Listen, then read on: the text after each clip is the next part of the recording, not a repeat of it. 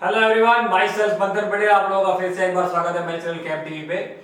बच्चों, मैथमेटिक्स हमने second lesson, third lesson, fourth lesson खत्म कर दिया।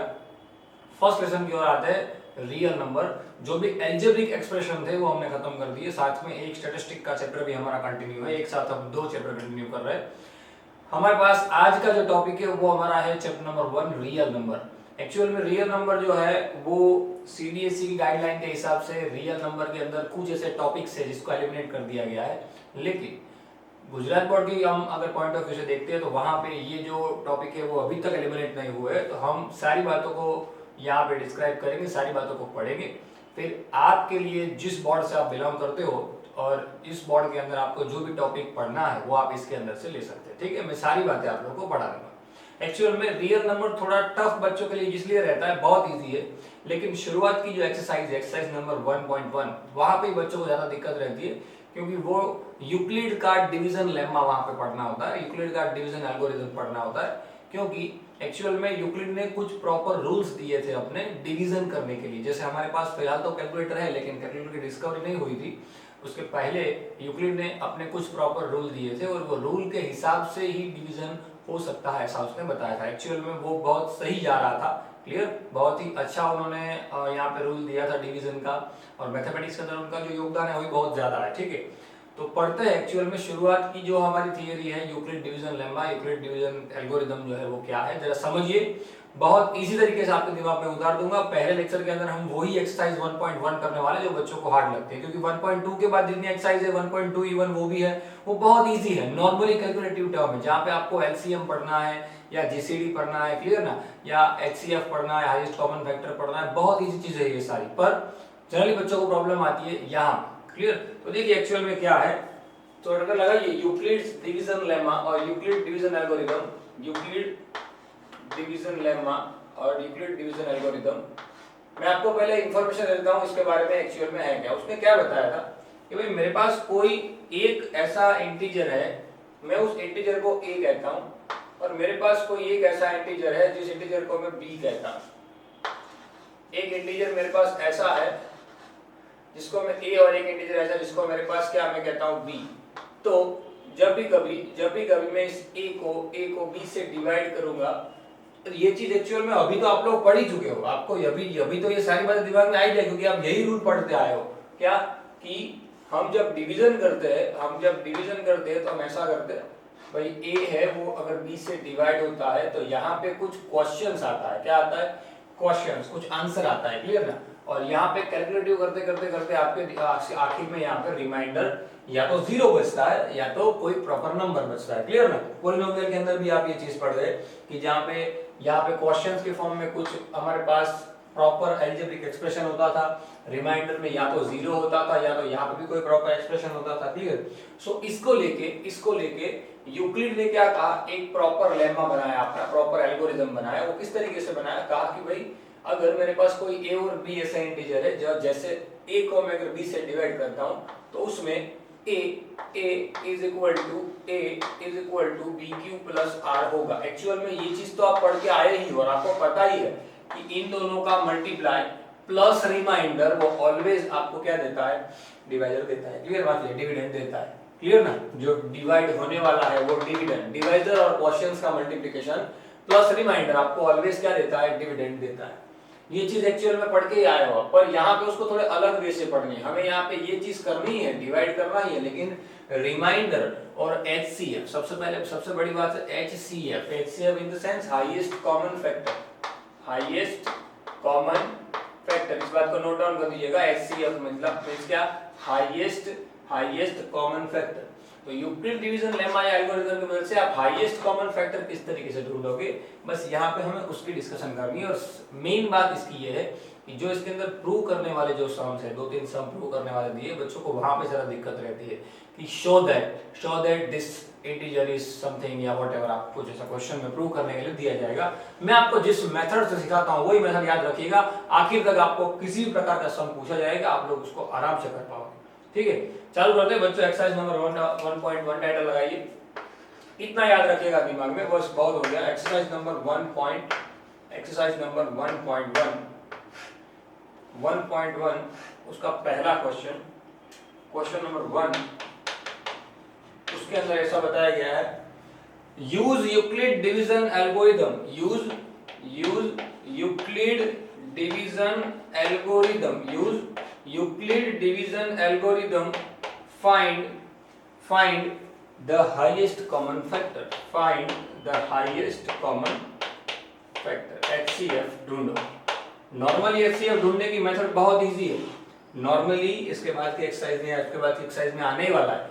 HCF नॉर्मली बहुत इजीली ढूंढा जा सकता है, वो क्या है मैं आपको बताऊंगा। लेकिन अगर आपको ऐसा पूछ लिया जाए, अगर आपको ऐसा पूछ लिया जाए कि with the help of Euclid division algorithm, with the help of Euclid division algorithm find HCF, तो आपको ये स्टेप करने पड़ेंगे, क्लियर ना। So according to Euclid division algorithm, according to Euclid division algorithm, first of all A is equal to BQ plus R, where A and B any positive integer or maybe depends on question, where Q is questions और आपको पता है and R is a reminder, clear। तो ये हमारा Euclid का जो division lemma है, इसके अंदर हम इसका यूज करने वाले हैं, और हम आखिर में जो भी नंबर हमारा बचेगा उसको हम क्या बोल देंगे, हमारा हाईएस्ट कॉमन फैक्टर। कैसे, कोई एक सम करते हैं बच्चों, तो आपको पता चल जाए। जैसे कि मैं पहला सम यहाँ पे ले रहा हूँ, जरा देखिएगा, खास ध्यान रखिएगा वरना बहुत मिस्टेक होगी। कुछ बच्चे इसको ऐसे नेगलेक्ट कर देते, लेकिन बहुत इजी होता है, थोड़ा ध्यान दोगे आराम से आ जाएगा। जैसे कि पहला क्वेश्चन है 135 एंड 225, 135 एंड 225। तो सबसे पहले आपको दो नंबर दिए जाएंगे ऑलवेज, जैसे मैंने कहा था कि मेरे पास कोई A और कोई B ऐसे पॉजिटिव इंटीजर होंगे, मेरे पास कोई एक A एंड कोई एक B ऐसे पॉजिटिव इंटीजर होंगे जिससे मैं हाईएस्ट कॉमन फैक्टर ढूंढूंगा। तो यहाँ पे मेरे पास ये दो फैक्ट दिए है। अब इसमें से सबसे पहले तो चूज करना है कौन A और कौन B। तो कौन A और कौन B चूज करना बहुत इजी रहेगा। यहाँ पे एक चीज आप लोग नोट डाउन कर दीजिए साथ में कि यहाँ पे A ग्रेटर देन B रहेगा, A ग्रेटर देन B रहेगा ऑलवेज जो A है B से बड़ा रहेगा। मतलब आपको जो दो नंबर दिए हैं उसमें से आप आइडेंटिफाई आसानी से कर पाओगे कि हमारा जो, जैसे कि ये इस क्वेश्चन की हम पर्टिकुलर बात करते हैं, यहाँ पे 225 इज ग्रेटर देन 135 है, सही है ना। 135 और 225 में से बड़ा कौन है, 225। तो इसको हम क्या बोल देंगे, A, और इसको हम क्या बोल देंगे, B। सो ये A है और ये B है। रेडी, सबसे पहला स्टेप तो ये है कि A और B को आप लोग आइडेंटिफाई करो, कौन A है कौन B। Now we can apply, now we can apply division rule, we can apply और आप लिख सकते हो Euclid division algorithm. Now we can apply Euclid division algorithm. So according to Euclid, A is equal to BQ plus R. A is equal to BQ plus R. अब यहाँ पे देखिए A हमारे पास है, कितना है 225, कितना है 225, ready. So is equal to BQ, B कितना है मेरे पास 135। अब यहाँ पे आपको ध्यान देना है कि यहाँ पे ऐसा कौन सा मैं क्वेश्चंस रखूंगा और कौन सा रिमाइंडर रखूंगा। तो एक्चुअल में साइड में आप ये चीज कर सकते हैं कि भाई 225 से माफ कीजिए 225 को मैं अगर 135 से डिवाइड करता हूं तो क्या बचेगा, जैसे कि 135 135 सिंपल 550 7 8 9 90, क्लियर। सो ये मेरा बचा 1, तो 1 माफ कीजिए ये मेरा जो क्वेश्चंस आया वो 1। तो यहाँ पे आपको वही चीज लिखनी है, क्या लिखनी है 1, जो आपका क्वेश्चंस रहा ना, क्वेश्चन बहुत इजी है। एक्चुअल में आप ये चीज करते ही हो, पर इसको थोड़ा एलेबोरेट करके लिखना है बस। हमारा क्वेश्चंस क्या आया 1 और हमारा रिमाइंडर क्या आया, हमारा रिमाइंडर तो के 90, रिमाइंडर कितना आया मेरा 90, सिंपल ना। रिमाइंडर मेरे पास कितना आया 90, रेडी। तो याद रखिएगा खास अच्छी तरीके से। अब ये फर्स्ट स्टेप हो गया, ये क्या हो गया, माफ कीजिए सेकंड स्टेप हो गया। फर्स्ट स्टेप तो आपने आइडेंटिफाई किया कि A और B के कंपैरिजन में A ग्रेटर देन B है। नाउ अब खास ध्यान रखना, ये तो इजी है। अब यहाँ पे ये जो नंबर बचता है, जिस नंबर से आपने फर्स्ट आपने जिस नंबर से हमारे 225 को डिवाइड किया है, अब वो 225 की जगह पे आएगा, यानी कि अब हमारा a कौन बन जाएगा 135, कौन बन जाएगा 135, समझना बहुत अच्छी तरीके से। अब हमारा a कौन बन जाएगा 135 और हमारा जो रिमाइंडर r है वो क्या बन जाएगा b। बस ये स्टेप आपको समझना है। क्या अब हमारा a कौन बन जाएगा 135 और हमारा जो रिमाइंडर है वो क्या बन जाएगा b। अब मैं अगर 135 को 90 से डिवाइड करता हूँ, 135 डिवाइड बाय 90, तो मैं क्या करूंगा 90 1 जा 90, कितना बचेगा 45। तो वापिस अब मेरा कोएफिशिएंट माफ कीजिए क्वोशंस क्या आया 1, तो मैं यहाँ पे क्वोशंस क्या लूंगा 1 और साथ में रिमाइंडर क्या बचा 45, क्या बचा 45। तो यहाँ पे मैं साथ में रिमाइंडर, जैसे यहाँ पे भी जैसे मुझे ये लिखना था कि भाई यहाँ पे कोई रिमाइंडर आएगा, सॉरी कोई क्वेश्चंस आएगा और कोई रिमाइंडर आएगा, तो मैं करूंगा 90 1 जा 90 और रिमाइंडर बचा 45। क्लियर। वापिस क्या होगा, वापिस यहाँ पे ये जो टर्म है, ये टर्म, अब हमारा जो ये टर्म है, ये टर्म वो क्या बन जाएगा मेरा, ये टर्म मेरा क्या बन जाएगा a, यानी कि 90 आ जाएगा यहाँ पे और मेरा रिमाइंडर कहाँ बच जाएगा यहाँ। क्लियर। वापस डिवाइड करेंगे, वो तो अब तो दिख ही रहा है आपको कि भाई 90 को 45 से डिवाइड करें तो कितना आएगा मल्टीप्लाई बाय 2। वापस वही स्टेप, क्या मैं 45 को किससे मल्टीप्लाई करूं 90 आएगा, तो क्या कोई रिमाइंडर बचेगा या नहीं बचेगा। तो डिवाइड करके हम देख लेते हैं साइड में कि भाई 90 डिवाइड बाय 45 2 जा 90, रिमाइंडर 0 0, यानी कि 45 को 2 से मल्टीपल किया तो रिमाइंडर कितना आ गया 0, रिमाइंडर कितना आ गया 0। बस यही यूक्लिड का मेन डिवीजन रूल है कि सॉल्व करते करते करते आपका रिमाइंडर जो है वो क्या आ जाए 0, क्या आ जाए 0। सॉल्व करते करते आपका जो रिमाइंडर है वो रिमाइंडर क्या आ जाए 0 या व्हाटएवर, अब उससे आगे डिवाइड हो सके नहीं, कोई नंबर आ जाए बराबर, पर प्रॉपर यहाँ पे जनरल केसेस के अंदर 0 ही आएगा।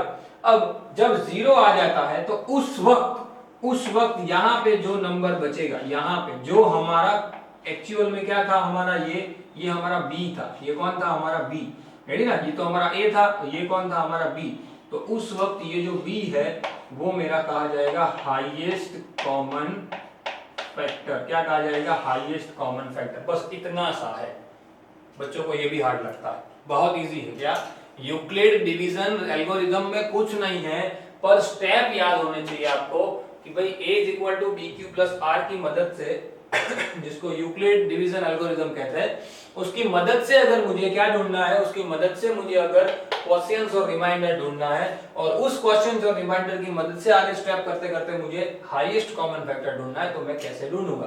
तो ये सिंपल से स्टेप है कि भाई सबसे पहले आप a is equal to B Q plus r के मायने समझ लीजिए वो है क्या, फिर उसकी जगह पे a और b रख दीजिए, फिर आपको सिर्फ क्वेश्चंस और रिमाइंडर की बात करनी है, सिर्फ क्या करना है क्वेश्चंस और रिमाइंडर की बात करनी है, तो आपको सीधा पता चल जाएगा कि किस तरीके से बात होती है। सही है ना, क्लियर। चलिए अब समझ में आ गया पूरा क्वेश्चन, तो धीरे धीरे आगे चालू करते हैं, लेकिन फटाफट से स्क्रीनशॉट ले लो, उसके बाद करते हैं। ले लीजिए स्क्रीनशॉट। बच्चों आगे बढ़ते हैं, कुछ सम और करते हैं तो आपको ज्यादा क्लियर हो जाए किस तरीके से इसके सम हम सॉल्व करेंगे। सेकंड क्वेश्चन आपको पूछा गया है, सेकंड क्वेश्चन के अंदर बताया गया 196 एंड 38220, 196 एंड 38220। तो सबसे पहले तो आप लोग जान लीजिए कि भाई 196 और 38220 में बड़ा कौन है, आइडेंटिफाई करना पड़ेगा, a कौन b कौन। सो 38220 is greater than 196, is greater than 196 ना।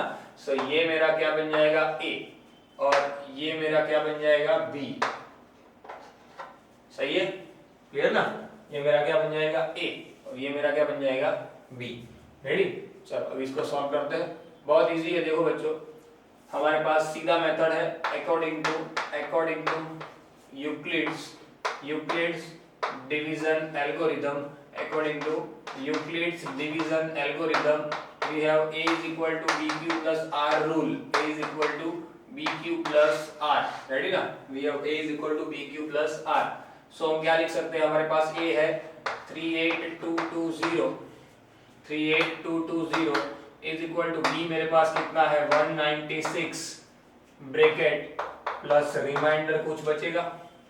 ओके, तो चलो जब हम इससे डिवाइड करते हैं 2838220, b डिवाइड बाय 196, तो एक्चुअल में बहुत बड़ा डिवीजन, लेकिन मुझे पता है, लेकिन डिवीजन तो आपको आता है। रेडी, डिवीजन सीधा है, यहाँ पे आंसर आ जाएगा 195 और रिमाइंडर बचेगा 0। जैसे आप करोगे तो आपको करना है, रेडी, लेकिन यहाँ पे टाइम वेस्ट ना हो इसलिए 195 मेरा क्या आ गया, रिमाइंडर आ गया, माफ कीजिए क्वेश्चंस आ गया, और यहाँ पे क्या आ गया, सीधा reminder 0।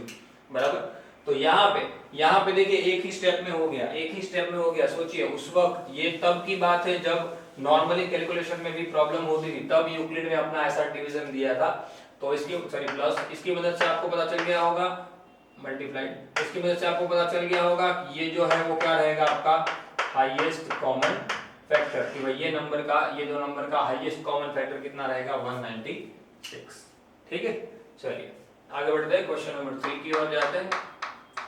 Question number 3, 867 and 255, 867 and 255। तो सबसे पहले तो आइडेंटिफाई कर लेते हैं हमारा ए कौन है। ए तो दिख ही रहा है, यही है जो लाइन में दिया है वही, क्योंकि वो बड़ा है। ए, ये बी, क्लियर ना, रेडी, चलिए। now according to Euclid's division algorithm, we have a is equal to bq plus r, where a and b any positive integer, q is the quotient and r is the remainder, dependence on quotient। चलिए a कितना दिया गया है, 867, b 255 बराबर। सो यहाँ पे into question हमें ढूंढना है, प्लस हमें रिमाइंडर भी ढूंढना है। तो क्या करेंगे, रिमाइंडर साइड में, सॉरी डिवीजन कर लेते हैं साइड में। इसको अगर हम 225 से डिवाइड करते हैं, क्लियर, क्या इसको अगर हम 225 से डिवाइड करें तो 3 से नंबर बचेगा। 225 है, क्लियर ना, तो 3 होगा सबसे पहले, क्लियर, कितना होगा 3, क्योंकि 225 है। तो देखिए 200 से सीधा करते हैं तो हमारे पास आंसर कितना निकल के आ जाता है, 225 से अगर हम करते हैं तो नॉर्मली हम 225 3 करेंगे, 5 3 15, 3 6 plus 1 7, 3 6 675 आ जाएगा, क्लियर। सो 675 कितना बच जाएगा, 2 6 7 2 0 10 1, क्लियर, 102। सो 3 किया, मतलब ये हमारा क्या आ गया, क्वेश्चन आ गया, ये क्या आ गया मेरा क्वेश्चन। तो यहाँ पे क्वेश्चन लिख देते हैं, रिमाइंडर कितना आ जाएगा, 102, सिंपल। चलिए अब आगे बढ़ते हैं। यहाँ पे आपको बताया गया है क्वेश्चन के अंदर कि अब सॉरी हमारा जो नया जो टर्म हमें मिला वो कौन सा मिला, 225। तो 225 हमारा जो ये रिमाइंडर था वो b बन जाएगा और ये हमारा a बन जाएगा, क्लियर। हमारा जो मेन रूल है उस हिसाब से, plus sorry multiply q plus और एक रिमाइंडर बचेगा। तो 255 डिवाइड बाय, मैं अगर 102 करता हूँ, क्या 255 डिवाइड बाय मैं अगर 102 करता हूँ तो 2 हो जाएगा, 204, सिंपल ना, 204 051 यानी 51 बचेगा, रेडी। चलिए सो 2 किया तो सबसे पहले रिमाइंड क्वेश्चंस मेरा कितना आ गया, 2, रिमाइंडर कितना आ गया, 51। नाउ अब तक रिमाइंडर 0 नहीं आया तो एक और स्टेप आगे करना पड़ेगा कि भाई अब ये मेरा क्या बन जाएगा, ये जो है वो मेरा क्या बन जाएगा, a is equal to b क्या बन जाएगा, ये b q plus r। Simple ही है, हर वक्त हमें सिर्फ क्या करना है, a is equal to B Q plus r। Actual में आपको ये चीज अभी तो आती ही है, अभी तो ये नॉर्मल डिवीजन है जो आप करते हो ना यहाँ पे, वो नॉर्मल डिवीजन ही है। सीबीएसई ने इसीलिए तो यहाँ से ये कुछ पोर्शन जो थे जो काम के नहीं है उसको एलिमिनेट कर दिया है, क्लियर, रेडी। लेकिन आप लोग ध्यान रखिएगा, आपका काम का पॉइंट रहेगा। चलिए 51 डिवाइड करके देखते तो अब तो मुझे सीधा पता चल जाता है कि 51 2 सीधा हो जाता है ना, 51 2 तो यहाँ पे 2 आएगा और रिमाइंडर मेरा क्या हो जाएगा, 0। मैंने कहा था जब आपका रिमाइंडर 0 आ जाता है और तब आपके पास जो टर्म यहाँ पे b के फॉर्म में बचता है वो हमारा क्या होता है, वो हमारा होता है हाईएस्ट कॉमन फैक्टर। क्या होता है, हाईएस्ट कॉमन फैक्टर, क्लियर, समझ में आई बात, क्या होता है हाईएस्ट कॉमन वेक्टर। चलिए फटाफट से स्क्रीनशॉट ले लीजिए, उसके बाद आगे बढ़ते हैं, ले लीजिए स्क्रीनशॉट। चलिए बच्चों आगे बढ़ते हैं क्वेश्चन नंबर 3, बाकी जो क्वेश्चन नंबर 2 की ओर जाते हैं। यहाँ पे क्वेश्चन नंबर 1 में हमने HCF फाइंड करना जो सीख लिया। अब जो क्वेश्चन है वो मैंने कहा जो हार्ड सम आएंगे थोड़े, उसमें से एक है हार्ड इन द सेंस थोड़े समझने में बच्चों को प्रॉब्लम होती है, बाकी बहुत इजी सम है बहुत। देखिए क्वेश्चन क्या है, show that any positive integer, show that any positive integer, question को समझिए बाकी कुछ नहीं है। किसी भी कोई भी पॉजिटिव इंटीजर को हमें दिखाना है, क्या कौन से फॉर्म में, is in the form of 6q plus 1, show that any, question ऐसा है, show that any positive integer, show that any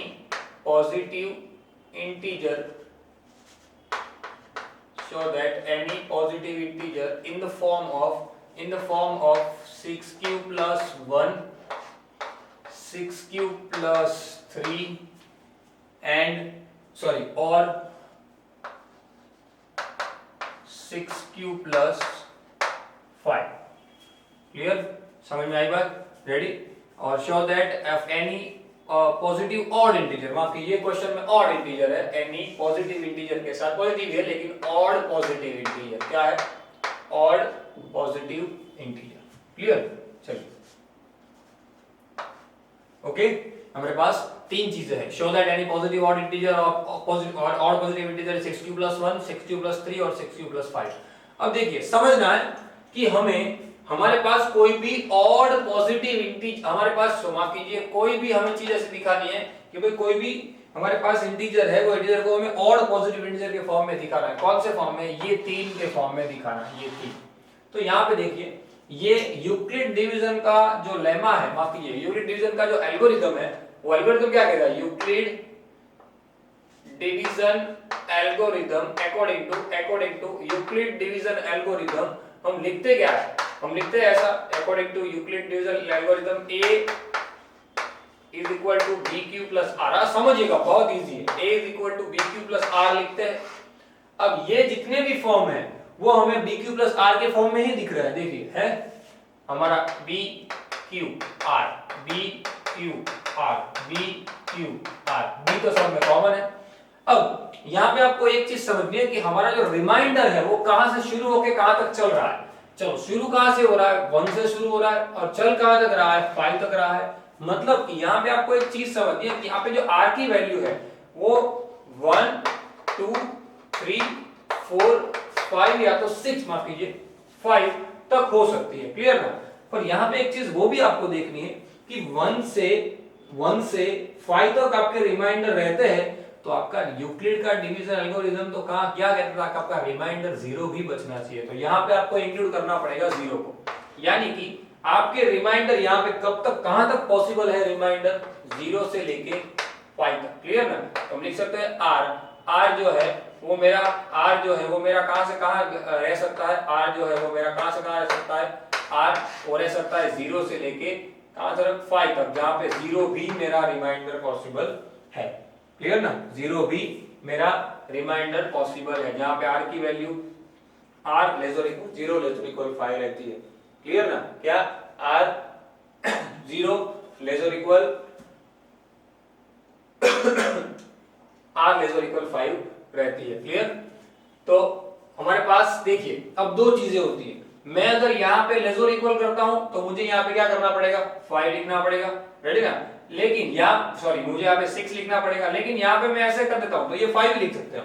यहाँ पे हम क्या कर सकते हैं, 5 लिख सकते हैं कि भाई मेरा रिमाइंडर 0 0 और 5 के बीच में है। लेकिन जब एग्जैक्ट 5 के बीच में हम गिनेंगे वो तो मुझे पता है कि यहाँ 5 है, लेकिन मुझे एक स्टेप ज्यादा गिनना पड़ेगा, यहाँ पे रिमाइंडर क्या करना पड़ेगा, एक स्टेप ज्यादा गिनना पड़ेगा, तब मुझे पता चलेगा कि वहां पे मेरा जो आंसर है वो रुक गया। मतलब 0 से लेके 6 तक, यानी मेरा जो एक्चुअल रिमाइंडर पॉसिबल था कहां से लेके 1 से लेके 5 तक पॉसिबल था, तो मैंने एक स्टेप यहाँ पे 0 और एक स्टेप यहाँ पे, यानी कि एक स्टेप कम और एक स्टेप ज्यादा, वो दोनों मैंने कैलकुलेट कर दिए। तो मुझे पता चल गया कि मेरा रिमाइंडर जो 1 से लेके 5 तक आ रहा था उनमें से कौन कौन से नंबर ऐसे है जिसका कौन से ऑड पॉजिटिव इंटीजर है। तो मैं सब के लिए गिनूंगा, आंसर निकल के आ जाएगा। चलिए सबसे पहले r इज इक्वल टू 0 लेके मैं गिनता हूं, बराबर समझ में आई बात। क्वेश्चन में ऐसा बताया गया है कि बताइए कि कोई भी ऑड पॉजिटिव इंटीजर ये वाले फॉर्म में है। तो ऑड पॉजिटिव इंटीजर ये वाले फॉर्म में है तो उसके लिए आप हमें तो सब कुछ गिनना पड़ेगा, और भी गिनना पड़ेगा, इवन भी गिनना पड़ेगा, और कहां तक, तो जहां तक रिमाइंडर पॉसिबल है। रिमाइंडर कहां तक पॉसिबल है? रिमाइंडर एक्चुअल में अकॉर्डिंग टू क्वेश्चन 5 तक ही पॉसिबल है, पर एक और स्टेप हमें करके दिखाना पड़ेगा कि आगे भी कहीं पे ये 5 आ रहा है कि नहीं आ रहा। क्लियर? तो पता चल जाएगा। चलिए सबसे पहले मैं रिमाइंडर 0 लेके गिनता हूं, 0 लेके। सो रिमाइंडर 0 लेके गिनूंगा तो according to division Euclid division algorithm a is equal to B Q plus r के हिसाब से जाएंगे। तो हमारा b क्या है? लेट, यहाँ पे एक चीज और लिख देता हूं, let b is equal to 6, let b is equal to 6 and r is equal to, यहाँ पे मैंने ले लिया है, देखिए r तो ले लिया है, r is equal to 0। Ready? Questions के फॉर्म में ही है। चलिए सो अब a क्या है जो हमें लाना है? हमारा ये a क्या है? इस a को ही हमें पॉजिटिव इंटीजर लाना है। कौन सा? Odd positive. क्लियर ना? सो a तो ऐसे ही रहेगा क्योंकि उसके इक्वल में तो आंसर लाना है। b मेरा कितना है? इसके बाद में 6, q तो एज इट इज, रिमाइंडर मैंने कितना लिया है? 0। तो 0 लिखने की तो कोई जरूरत है नहीं, मतलब कि a इज इक्वल टू पहला क्या आया? 6q। फर्स्ट क्या आया? 6q। Now second b is equal to, तो 6 है ही मेरे पास, क्वेश्चन में ही दिया है। और अब r की वैल्यू चेंज करता हूं मैं, r की वैल्यू क्या लेता हूं? 1, क्योंकि r की वैल्यू अलग अलग लेनी पड़ेगी। r की वैल्यू मेरे पास कितनी है? 0 से लेकर 6 तक। चलिए b इज इक्वल टू 6 ले दिया, so a is equal to B Q plus r के हिसाब से जाते हैं। a तो हमें ढूंढना है, a तो हमें बताना है। b कितना है? 6, q as it is, reminder कितना है? 1। देखिए कुछ कॉमन आ रहा है? नहीं, तो यही हमारा आंसर हो गया, ये हमारा हो गया a। Ready? Now again next step. चलो b तो हमारे पास अभी भी 6 है, लेकिन r कितना है? अब चेंज होके हो गया 2। r कितना हो गया? चेंज होके 2। सो पहले लिख सकते हैं a is equal to B Q plus r. a is equal to B Q plus r के हिसाब से a is equal to 6q plus 2। देखिए यहाँ पे कॉमन आ जाता है, 2 कॉमन आ गया, अंदर क्या रह गया? 3q plus 1। क्या हो गया? 3q plus 1। अब यहाँ पे आगे एक स्टेप होता है, लेकिन वो मैं आपको आखिर में समझाऊंगा। मैं उसकी जगह यहाँ पे छोड़ रहा हूँ, कैसे और क्यों मैं आपको बाद में बताऊंगा। चलो इतना हो गया। अब हम नॉर्मली जो हम गिन रहे हैं पहले उसको हम गिनते जाते हैं। पहले हमने क्या ले लिया था? b is equal to 6, r is equal to 2 लिया, वहां पे r इज इक्वल टू 3 ले लेते हैं। चलिए a is equal to B Q plus r, a is equal to B Q plus r. चलो a की वैल्यू हमें ढूंढनी है, b 6, q r की वैल्यू 3। चलिए 3 कॉमन आ गया, अंदर क्या लिख सकते हैं? 2q plus 1, 2q plus 1। तो उसको भी मैं यहाँ पे जगह छोड़ देता हूँ उसकी भी। रेडी? उसके लिए भी मुझे जरूरत पड़ने वाली है, यहाँ पे यही मेरा a आ गया। चलिए देन आफ्टर मैं लिखता हूँ a b is equal to 6 and r is equal to 4। चलिए a is equal to B Q plus r के हिसाब से देखने जाए तो q प्लस 4। यहाँ पे भी 2 कॉमन आ गया, अंदर क्या रहेगा? 3q plus 2। यहाँ पे भी थोड़ी जगह छोड़ देता हूँ तो आपको पता चलना है आगे क्या करना है ये। चलिए उसके बाद b is equal to 6,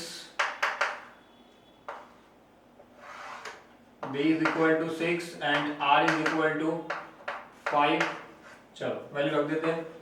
a is equal to B Q plus r, 6q plus 5। कुछ कॉमन नहीं आ सकता, एज इट इज रहेगा, बराबर। Now again b is equal to 6, r is equal to 6। Ready ना? r is equal to 6, b is equal to 6। अब देखिए reminder भी 6 और b भी 6, ये तो कभी पॉसिबल हो ही नहीं सकता ना।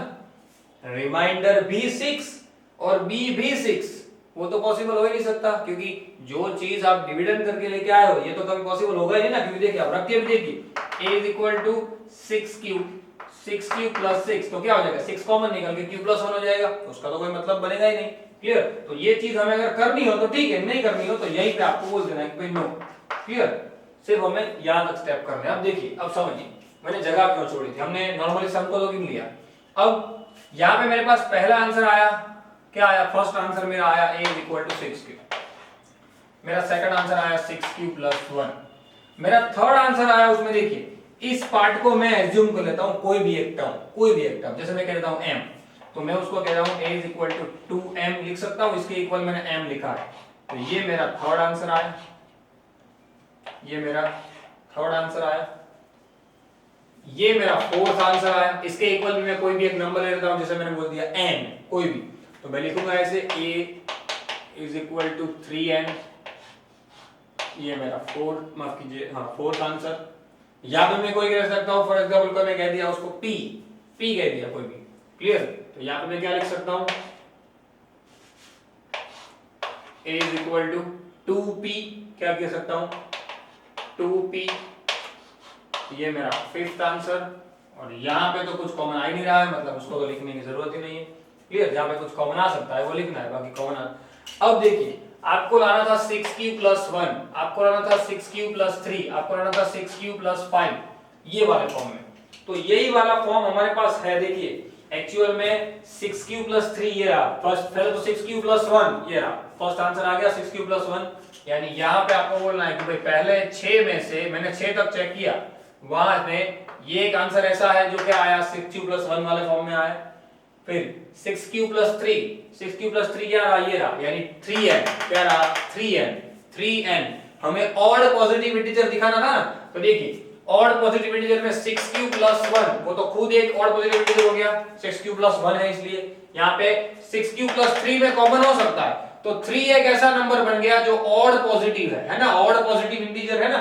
और n कोई ऐसा नंबर है जो पॉजिटिव इंटीजर है, तो 3 तो पहले से ऑड था, सो बन गया odd positive integer, clear. Now third one 6 cube plus 5 ये रहा, क्योंकि इसमें नहीं लिख सकते, इसमें देखिए 2p है, इसमें क्या है 2p, उसको ऑड पॉजिटिव लिख सकते हो, तो इवन पॉजिटिव है, 2 तो इवन है ना, 2 नंबर तो क्या है इवन, तो ये तो इवन पॉजिटिव इंटीजर है, तो इसको हम नहीं लिख सकते, हाँ इसको लिख सकते हैं 6 क्यूब प्लस 5, यानी ये क्या हो जाएगा हमारा तीसरा नंबर का, ये देखिए ये पहला हो गया, ये मेरे पास दूसरा आ गया, ये मेरे पास तीसरा आ गया, 3 ऐसे नंबर मिले जो कि ऑड पॉजिटिव इंटीजर है, क्लियर, देखिए है ना, थोड़ा टेढ़ा सम तो है, लेकिन क्वेश्चन में ऐसा पूछा गया था, फिर से एक बार दोहराता हूं कि दिखाइए कि कोई भी ऑड पॉजिटिव इंटीजर वो ये 3 के फॉर्म में है, तो हमने यूक्लिड का यूज किया, सबसे पहले क्या किया a = bq + r, reminder according to question possible था 6 तक, एक्चुअल में 5 तक ही था, लेकिन 6 तक मैंने आपको यहाँ पे गिनाया और बोल दिया 6 पॉसिबल होगा नहीं,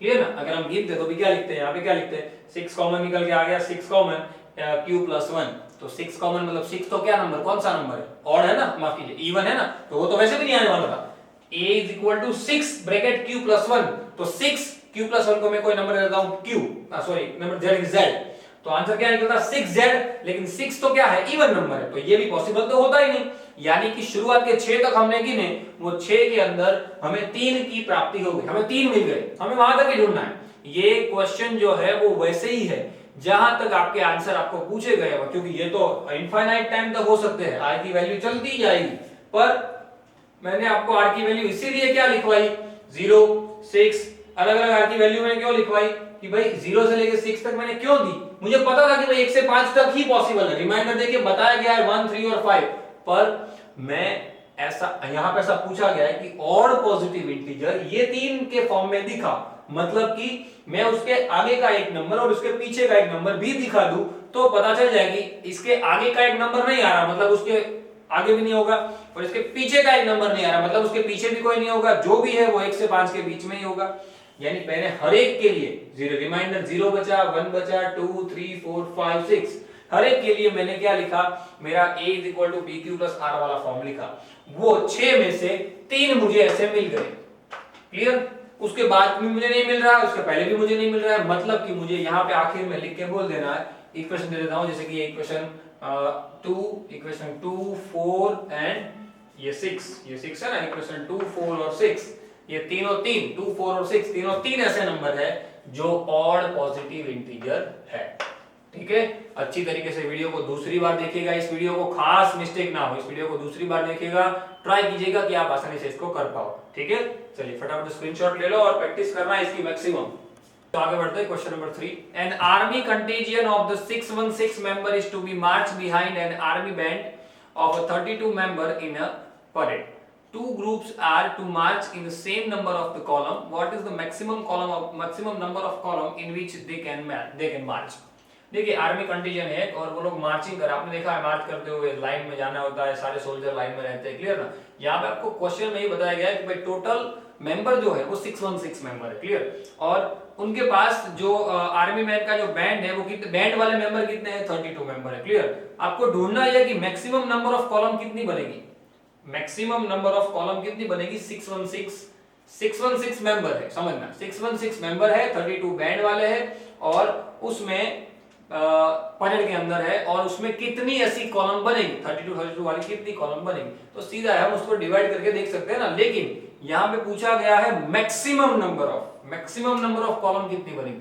तो हम क्या करते हैं भाई, इसके अंदर यूक्लिड का डिवीजन लगाते हैं। देखिए बहुत इजी है, क्या करेंगे, क्वेश्चन नंबर टाइटल लगाइए, क्वेश्चन नंबर 2, उसमें दो नंबर दिए हुए, एक है 616 और एक है 32, क्लियर। तो इसमें यूक्लिड डिवीजन लगा दीजिए, ये ए है ये बी है according to our question, clear ना। सो मैं यहाँ पे एक चीज लिख सकता हूँ, क्या, according to Euclid division algorithm, क्या लिख सकता हूँ, a is equal to bq plus r, so 616 is equal to bq, b कितना है मेरे पास 32, q ढूंढना है, r भी ढूंढना है। तो मुझे आखिर में उसका हाईएस्ट कॉमन फैक्टर मिल जाएगा, जो हाईएस्ट कॉमन फैक्टर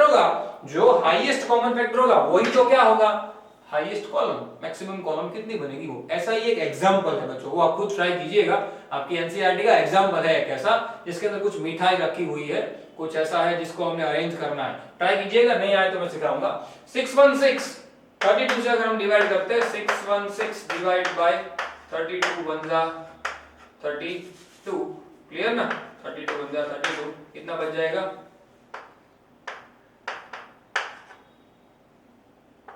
29 ऊपर से 6, नाउ 32 उसको इससे डिवाइड करना पड़ेगा, 296 कितना बचेगा, चलो देख लेते हैं। 296 से अगर मैं उसको डिवाइड करता हूं तो यहाँ पे आ जाएगा मेरे पास 296 divide by sorry multiply by 32 करते तो 32 5 जा 3 जा, क्योंकि 10 जा तो 220 320 हो जाएगा, 10 जा तो 9 जा करते हैं, चलिए क्लियर 9 जा करते हैं। सो 32 9 जा 288, क्लियर 288, कितना बच जाएगा यहाँ पे 8, कितना बच जाएगा 8, कितना बच जाएगा 8। चलिए नाउ 32 को मल्टीप्लाई किया किससे 19 से, किससे मल्टीप्लाई किया 19 से, तो रिमाइंडर कितना आ गया 8, सिंपल। चलिए आगे बढ़ते हैं, क्या किया हमने 616 था, 32 मेरे पास था, ये मेरा A था, ये मेरा B है, ये मेरा Q है और ये मेरा R बचा। नेक्स्ट स्टेप में जब तक रिमाइंडर 0 था तब तक कॉमन हाईएस्ट कॉमन फैक्टर नहीं मिलता, तो रिमाइंडर 0 लाने की ट्राई करते हैं। अब ये मेरा A बन गया, मेरा 32 क्या बन गया A, 8 मेरा क्या बन गया 8, ये A बन गया, ये क्या बन गया, ये जो रिमाइंडर था वो B बन गया। Q मुझे ढूंढना है, R भी मुझे ढूंढना है, तो दिख रहा 8 4 जा 32, तो रिमाइंडर क्या आ जाएगा 0, सही है ना। तो जिस वक्त रिमाइंडर 0 आता है उस वक्त मेरा हाईएस्ट कॉमन फैक्टर जो है वो क्या आएगा 8। यानी देखिए कितना इजीली सॉल्व हो गया, हाईएस्ट कॉमन फैक्टर 8 आया, मतलब कि 32 की जो परेड है टोटल 616 मेंबर है वो उसकी मैक्सिमम कॉलम बन सकती है 8, क्लियर। जो उसमें से 32 जो है परेड वाले वो तो बैंड में चले जाएंगे, तो इन लोगों की जो परेड बचेगी, जो बाकी बचेगी, उनको कितने मैक्सिमम कॉलम में हम लोग डिवाइड कर सकते हैं, तो भाई मैक्सिमम 8 नंबर की कॉलम में लोग डिवाइड हो सकते हैं, ज्यादा से ज्यादा, उससे ज्यादा बन सकती नहीं। देखिए कितना इजीली सॉल्व हो सकता है कोई भी ऐसे टाइप का सम भी, ठीक है ना। चलिए क्वेश्चन नंबर 4 की ओर बढ़ते हैं। क्वेश्चन नंबर 4 जो है बहुत, देखिए क्वेश्चन नंबर 4 और क्वेश्चन नंबर 5 साइमल्टेनियसली है, एक साथ चलेंगे। क्वेश्चन नंबर 4 और 5 बहुत इजी है, जैसे हमने इसका आगे का सम किया वैसा, सिर्फ यूक्लिड का डिवीजन उसके अंदर लगाना है। क्या करेंगे, यूक्लिड का जो डिवीजन है उसके अंदर लगाते हैं हम। क्वेश्चन नंबर 4 समझिएगा थोड़ा, use Euclid division lemma to show that the square of any positive integer is either in the form of this. हमको पहले क्या पूछा गया इसके आगे की क्वेश्चन में, बताइए कि कोई और पॉजिटिव इंटीजर 6q + 1 6q + 3 या 6q + 1 6q + 5 है। पर यहां पे क्या बताया गया, बापू करना है हमें show that square of any positive integer, show that क्या कुछ करना है हमें, square of any positive integer in the terms of 3m and 3m + 1, clear ना, 3m एंड 3m + 1 वाले फॉर्म में दिखाना। Where for some integer of m, where m क्या है, कोई भी पॉजिटिव इंटीजर, कोई भी, जैसे मैंने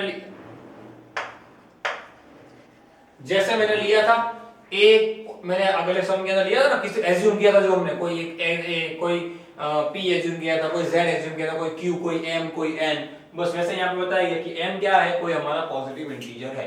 तो सीधी बात है, देखिए स्क्वायर ऑफ पॉजिटिव इंटीजर है, सबसे पहले तो हमारे पास पता है ये m वाला फॉर्म हमें लाना है, तो आगे क्या रहना चाहिए, ये जो है वो मेरा क्या है, b है, तो आगे आपका क्या रहना चाहिए, b, जो 3 के फॉर्म, बस आपको इतना याद रखना है, आपका जो b है वो कौन से फॉर्म में रहना चाहिए, 3 के फॉर्म में रहना चाहिए, क्लियर ना। So according to division algorithm of Euclid और Euclid division algorithm, according to division algorithm of Euclid we can write a is equal to bq plus r, ready ना। यहां पे पास हमारे पास क्या है, 3m है पहला, तो मैं m नहीं लिखूंगा, m तो मुझे लाना है, m के अलावा कोई भी नंबर लिख लीजिए, ये क्यों ही रखते हैं, चलिए a is equal, ये पहला, पहले के लिए मैं क्या लिख सकता हूं, रिमाइंडर 0 से स्टार्ट करेंगे, चलिए a is equal to bq, b तो मुझे पता है 3 रखना है, 3 क्लियर, q प्लस रिमाइंडर कितना है, 0। फर्स्ट जैसे लास्ट टाइम किया था वैसा ही, लेकिन यहाँ पे थोड़ा स्टेप चेंज करेंगे कि भाई यहाँ पे रिमाइंडर 0, और क्वेश्चंस वहां पे बता दिया गया था कि भाई माफ कीजिए, रिमाइंडर वहां पे बता दिया गया था, बता तो नहीं दिया गया था, हमने उसको एज्यूम किया था, लेकिन यहाँ पे तो सीधा ही आपको ले लेना है कि भाई रिमाइंडर 0 से स्टार्ट करके आगे चलते हैं, और वहां पे क्यू बता दिया गया था मेरे पास, माफ करो बी बता दिया गया था, क्या था 6, यहाँ पे भी बता दिया गया कितना है 3, क्लियर। लेकिन यहाँ पे एक चीज की दिक्कत है, वहां पे सीधा और पॉजिटिव था, यहाँ पे सीधा और पॉजिटिव नहीं है, यहाँ पे a = 3q का स्क्वायर है, मतलब कि दोनों साइड क्या करना पड़ेगा, स्क्वायर, क्योंकि स्क्वायर ऑफ पॉजिटिव इंटीजर, वो पॉजिटिव इंटीजर का स्क्वायर हमें ऐसा लाना है, रेडी, तो स्क्वायर करेंगे तो दोनों साइड स्क्वायर करना पड़ेगा, 0 तो लिखने की जरूरत नहीं है, सो अब a स्क्वायर के इक्वल हमें 3m लाना है, बराबर, सो टोटल स्क्वायर करेंगे 9 × q का स्क्वायर, क्या बन जाएगा 9 × q का स्क्वायर। अब 9 को दो टुकड़ों में लिख सकते हो आप, 3 × 3q स्क्वायर, 3 × 3 लिख सकते हो 9 की जगह पे। क्यों मैंने ऐसा किया, मेरे पास मैंने बताया आपको b कौन से फॉर्म में लाना है, 3 वाले फॉर्म में, तो कॉमन वही लो जो 3 आए, तो 3 कॉमन हो गया, बाकी को क्या बोल दो, कोई भी और पॉजिटिव इंटीजर, वो कोई भी और पॉजिटिव इंटीजर क्वेश्चन में बताया गया है वही लीजिए, क्या m आ गया, a² = 3m, सिंपल है कि नहीं, बहुत इजी है ना। वेर m = 3q² और any positive odd integer, simple ना, एनी पॉजिटिव और नहीं, माफ कीजिए इसके अंदर डायरेक्ट है any positive integer, clear. So any positive integer, अगले क्वेश्चन में सॉरी और था, है कि नहीं, बहुत इजी है ना। देखिए a² = 3m, क्या बताया गया था क्वेश्चन में कि भाई बताइए कि किसी भी इंटीजर a, हमने इंटीजर a याद रखा, किसी भी इंटीजर का स्क्वायर वो 3m या तो 3m + 1 वाले फॉर्म में है, जहां पे m को आप कोई भी इंटीजर दिखा सकते हो। तो मैंने क्या किया, a = 3q ले लिया, a = 3q मैंने ले लिया। अब a² = 3q², तो परफेक्ट स्क्वायर कर दो तो 9q², तो 9 क्या बन जाएगा, 3 3 जा 9। अब इसको मैंने कोई m बोल दिया, तो मेरा a², मैंने a लिया था, मैंने a 3q लिया था, मैंने डायरेक्ट 3m नहीं लिया, मैंने a 3q लिया था 3q + 1 के हिसाब से, और मैंने उसको क्या किस में कन्वर्ट कर दिया, a² में कन्वर्ट कर दिया। वैसे ही मुझे ये वाला फॉर्म आ गया, ये वाला फॉर्म। अब आपको ज्यादा क्लियर हो जाएगा ये स्टेप में कि भाई सर एक्चुअल में कर क्या रहा है। देखिए a = bq + r, वापिस वही चीज, लेकिन अब रिमाइंडर पहले 0 लिया था, अब रिमाइंडर क्या लूंगा मैं, अब रिमाइंडर क्या लूंगा 1। चलिए a = bq, b तो पता ही है 3 लेना है, 3q, अब रिमाइंडर बढ़ा के कितना किया 1, रेडी। लेकिन मुझे क्या करना है, ये नहीं लाना, मुझे स्क्वायर लाना है ना, क्वेश्चन में स्क्वायर बताया गया तो मैं स्क्वायर लाता हूं। A square is equal to perfect square trinomial 9q square plus 6q plus 1।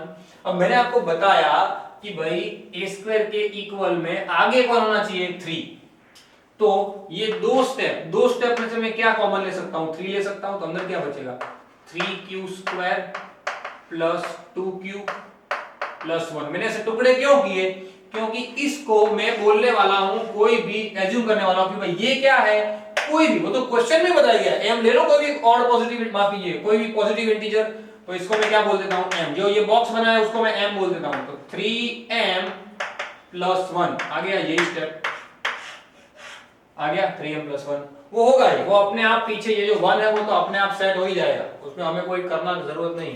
Clear, समझ में आई बात। अगर आगे कोई एक और नंबर भी दिया होता तो भी मैं कर लेता, a is equal to 3q plus 2 perfect square trinomial, और उसमें से जो कॉमन आ सकता है वो कॉमन लेता, तो मेरे पास 3m प्लस 1 2 3 4 जो भी दिया होता वो मैं सॉल्व कर सकता था।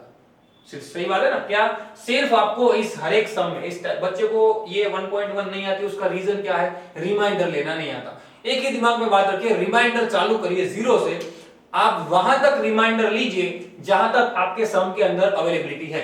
देखिए मैंने 0 से चालू किया, फिर मैंने 1 लिया, पहले मैंने रिमाइंडर 0 लिया, यहां पे मैंने रिमाइंडर क्या लिया 1 लिया। क्लियर, माफ कीजिए, यहां पे मैंने रिमाइंडर क्या लिया 1 लिया।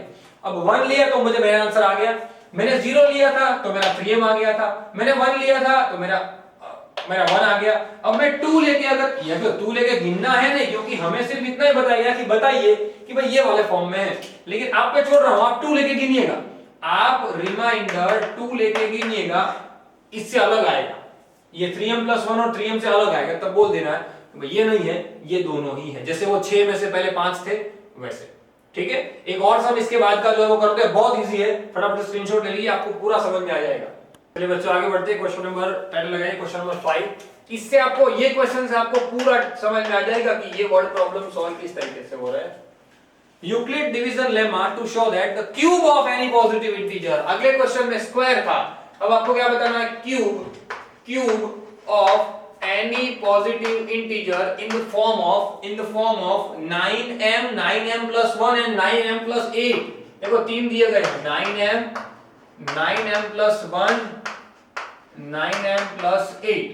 अब क्वेश्चन के ऊपर से मुझे ये तो पता चल गया कि मेरा b कौन रहने वाला है 9, ये मेरा कौन रहने वाला है b। सही है ना, सही है ना। चलिए according to Euclid division algorithm, देखिए एक बात यहां मैं आपको बता दूं, मैंने b लिया है 9, मैं 9 लेके भी कर सकता हूं, अब मैं b 9 लेके भी कर सकता हूं, लेकिन 9 जो है ना 9 इस क्वेश्चन के लिए हमारा b 9 है, तो b का मैं कोई ऐसा फैक्टर ले लूं जो ये तीनों में आता हो, तो ऐसा फैक्टर मेरे पास है 3 3 9, यहाँ पे भी 3 3 9 होता है, यहाँ पे भी 3 3 9 होता है, यहाँ पे भी 3 3 9 होता है, तो मैं b को 9 के फॉर्म में तो रख ही सकता हूं, मैं b को 9, इसलिए मैंने पहले लिख दिया, b को मैं 9 के फॉर्म में तो रख ही सकता हूं, लेकिन मैं b को 3 वाले फॉर्म में भी रख सकता हूं, मैं 3 वाले फॉर्म में रखूंगा तो वो और इजीली सॉल्व हो जाएगा। देखिए आप लोग इसको 9 वाले फॉर्म में रख के सॉल्व कीजिएगा, जैसे हमने अगले लेक्चर में किया, अगले सेशन में किया, क्लियर, अगले सम में जो किया वैसे ही मैं इसको अलग तरीके से, और 9 की जगह पे 3 लेके गिनवाता हूं। देखिए according to division algorithm a is equal to bq plus r, आपको करना क्या है, आपको करना क्या है, आपको b की जगह पे 9 लेके गिनना है, 9q प्लस r, 9q, देखो बहुत इजी, मैं एक स्टेप करके दिखाता हूं, सिर्फ एक स्टेप। आप 9 लेके कैसे गिनोगे, यहां पे मैं करवाता हूं, 9 लेके कैसे गिनोगे, ऐसे करूंगा, जैसे a इज इक्वल टू 9 से गिनना हो तो 9q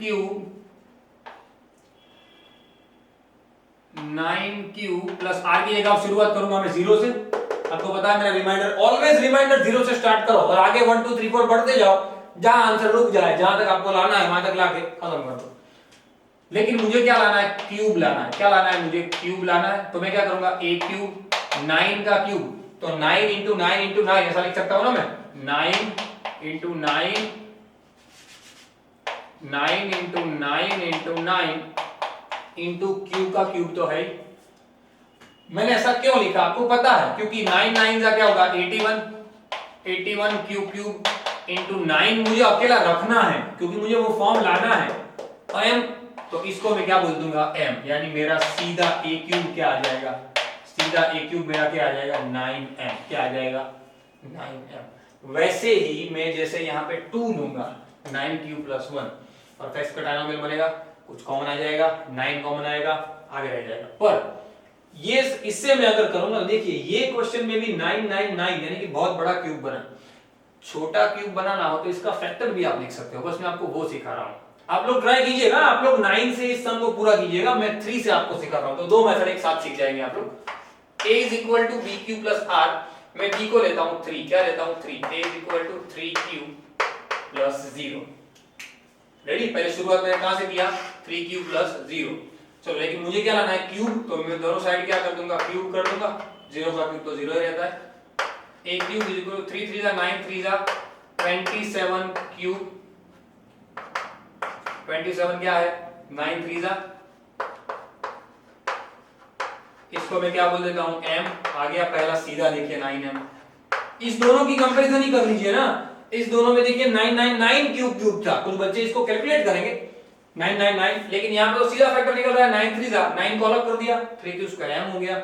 आगे देखिए अब यहाँ पे जो सेकंड और थर्ड स्टेप है ना वो हार्ड बन जाता है बच्चों के लिए, लेकिन 3m से वो इजी रह जाता है। कैसे, देखिए a is equal to B Q plus r की बात करते हैं तो a is equal to b मैंने क्या लिया है 3, आर रिमाइंडर 0 ले लिया, अब 1 पे आते हैं, पहले स्टेप में 0 ले लिया ना, अब 1 पे आते हैं, तो मुझे क्या करना है क्यूब करना है, तो a cube 3q plus 1 whole cube, आप जानते हो पॉलिनोमियल के अंदर सेकंड लेसन में सीख गए 9 के अंदर, a plus b whole cube क्या होगा, साइड में लिख देता हूं यहाँ पे, according to a plus b whole cube, a cube plus b cube plus 3a square b plus 3ab square. Clear, बस वो यहाँ पे यूज करना है, a क्यूब यानी 3qa whole cube plus b cube, a cube plus b cube plus 3a square, 3q square 3a square b plus plus 3ab square. Simple ना, क्या किया, सिर्फ फॉर्मूला अप्लाई किया है, a cube plus b cube plus 3a square b plus 3ab square, cube है इसलिए cube वाले form में लाना पड़ेगा, 3 3 9 3 27 cube cube plus 1 plus 3 3 9 9 3 27, Q का स्क्वायर है यहाँ पे, 1 तो 1 रहेगा, 3 3 9 क्यूब। रेडी, चलिए थोड़ा लाइन में लिख देता हूं, पहले मैं लिखता हूं 27 क्यूब, पहले क्यूब वाला टर्म लिखा, फिर 27 क्यूब स्क्वायर लिखा, फिर 9 क्यू लिखा और फिर कांस्टेंट टर्म लिखा। क्लियर, अब क्यों ये इजी हो गया, देखिए ये टर्म में से मुझे लाना क्या है, आगे क्या लाना है मुझे 9, पीछे क्या लाना था 1 तो रेडीमेड है, मैंने इसमें से आगे के 3 में से 9 कॉमन ले लूं तो अंदर क्या बचेगा, आगे के 3 में से मैंने 9 कॉमन ले लिया, 9 3 9 3 9 1 प्लस 1। अब ये जो है ये इसको मैं क्या बोल देता हूं m, क्या बोल देता हूं m, तो क्या बन जाएगा 9m प्लस 1, क्या बन जाएगा, यहां पे लिख देता हूं, so a cube is equal to 9m plus 1 आ गया। अब आप सोचिए जरा, ये 3q प्लस 1 का क्यूब ऐसा आया तो 9, अगर मैं इससे करता, होता है इससे भी होता है, मैं 9q प्लस 1 से करता तो कितना बड़ा क्यूब आता, इसीलिए इसके फैक्टर से ये सम थोड़ा इजी हो जाता है, बस बाकी होता तो उससे भी। ठीक है, चलिए आगे बढ़ते हैं, आखिरी स्टेप क्या है हमारे पास, a इज इक्वल टू, अब मुझे वापस लाना है 3q, मैंने पहले रिमाइंडर 0 लिया, फिर मैंने रिमाइंडर 1 लिया, अब मैं रिमाइंडर 2 ले रहा हूं, बराबर, मुझे दोनों साइड क्यूब करना है, कर दिया, 3q प्लस, ये देखो वैसे ही करना है जैसे यहाँ पे किया था, क्या अब मैं डायरेक्ट कर रहा हूँ, यहाँ पे जैसे दिखाया वैसे करूंगा नहीं, या तो फैक्टर है, फैक्टर तो अब 10th में आ गए, आना चाहिए। चलिए a plus b whole cube क्या बनेगा, a क्यूब यानी कि 9 3 9 3 sorry 27 cube a cube plus B cube, 2 का cube 8, 2 to the 4 to the 8, a cube plus B cube plus 3 A square b, a square मतलब 3 3 9 q square, 3 A square b, 3 A square B plus 3 A B square, a b कितना है ए 3 cube, B कितना है 2। Simple, क्या किया A cube plus B cube plus 3 A square B plus 3 A B square. Ready, चलिए 27 ए cube के equal जा रहा है ये 27 क्यूब प्लस 8 प्लस, देखिए 9 3 जा, दो तरीके से कर सकते हो, 9 3 जा 27 2 जा, रेडी, या 3 2 जा 6 9 जा, या 9 2 जा 18 3 जा, किसी भी तरीके से करो। क्लियर, 54 क्यू स्क्वायर, इसको सॉल्व करो, 3 जा 9 2 जा 18 क्यू, रेडी ना। चलिए अब लाइन में जरा मैं लिख देता हूं, पहले मैं लिखता हूं क्यूब वाला फॉर्म 27 क्यूब, फिर मैं लिखता हूं स्क्वायर वाला फॉर्म 54 स्क्वायर, फिर मैं लिखता हूं सिर्फ क्यू वाला फॉर्म 18 क्यू, फिर मैं लिखता हूं कांस्टेंट टर्म 8। चलिए पीछे तो 8 आ गया, देखिए वो होता ही है, ये तो सब होता ही है। अब आगे मुझे क्या चाहिए, m, 9 कॉमन ले लो, 9 कॉमन ले लिया, क्या ले जाएगा 9 3 जा, देखिए सिंपल है, यहां से भी लाइन कॉमन लेगा ना, 9 6 जा, क्लियर, यानी क्या बच जाएगा 6 क्यू स्क्वायर, 9 2 जा 2 क्यू प्लस 8 तो था ही, इसको मैं क्या बोल देता हूं m, क्या बोल देता हूं m, यानी आ जाएगा 9m प्लस 8, 9m प्लस 8 आ गया, तीसरा भी है कि नहीं। तो ये बात है बच्चों, दो ही चीज करनी है आपको, दिमाग में दो ही चीज रखनी है, क्या करना है, a cube is equal to 9m plus 8, ready, क्या करना है 9m plus 8, 3q square plus 6q square plus 2q plus 8, उसमें इसको मैंने क्या कर दिया 9 लिख दिया, बराबर। तो याद रखिए यहां पे आपको करना क्या है कि जो भी स्टेप्स हमने यहाँ पे अप्लाई किए वो स्टेप्स के अंदर सिर्फ और सिर्फ थोड़ा ध्यान रखना है कैलकुलेशन करते वक्त। क्लियर, एक बार चेक कर लेते हैं, a cube is equal to 3q plus 2 whole cube, क्या कर दिया a plus b whole cube, क्या आएगा a cube plus b cube plus 3a square b, 3a square b plus 3ab square, 3ab square, यहाँ पे sorry square आएगा, 2 का square 4 बनेगा, 3ab स्क्वायर, 3 से 9, 9 4 जा 36 आएगा, 9 4 जा 36 क्यू, आखिरी स्टेप ये रहा 36 क्यू, और यहाँ पे तो डायरेक्ट कॉमन हो ही गया है, 36 क्यू में 9 कॉमन ले लिया, 4 क्यू। क्लियर, रेडी, याद रखेगा सिर्फ थोड़ा नॉर्मल सी कैलकुलेशन है और कुछ नहीं है।